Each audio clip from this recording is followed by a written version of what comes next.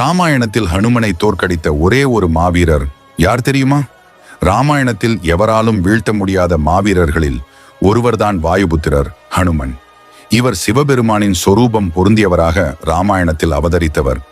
ஆகையால் இவரை எந்த கடவுள்களின் ஆயுதங்களாலும் அழிக்கவும் முடியாது, தோற்கடிக்கவும் முடியாது.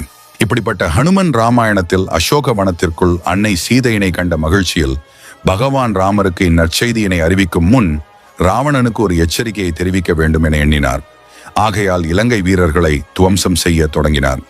ஆனால் ஹனுமனை வெறும் வானரமாக மட்டுமே எண்ணிய ராவணன் தனது மகனான அட்சயகுமாரனை அனுப்பி அந்த வானரத்தை சபைக்கு இழுத்து வரும்படி கூறினார். அட்சயகுமாரனும் ஹனுமனுடன் சண்டையிட சென்றார். ஆனால் ஹனுமன் அவரை எளிமையாக தோற்கடித்து அவரை கொன்றார். இச்செய்தியை அறிந்த ராவணன் கடும் கோபம் கொண்டு தனது சக்தி வாய்ந்த மகனான இந்திரஜித்தினை அழைத்து ஹனுமனை சபைக்கு இழுத்து வரும்படி கூறினார். அப்போது இந்திரஜித் தனது தந்தை செய்வது தவறு என்றும் தர்மத்தின்படி சீதையை விடுவிப்பதே நல்லது என அறிவுரை கூறினார்.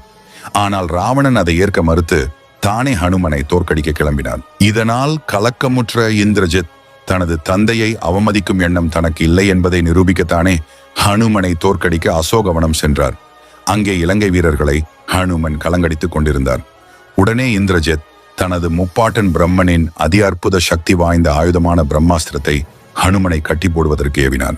பொதுவாக பிரம்மாஸ்திரத்தை அழிவு ஆயுதமாக மட்டுமே மற்ற மாவீரர்கள் பயன்படுத்தியுள்ளனர். ஆனால் இந்திரஜித் மட்டுமே ஹனுமனை கட்டி போடுவதற்கு இந்த அஸ்திரத்தை பயன்படுத்தியுள்ளார். அதோடு ஹனுமான் இந்த பிரம்மாஸ்திரத்தின் சக்தியை தாண்டி தப்பித்து இருக்க முடியும்.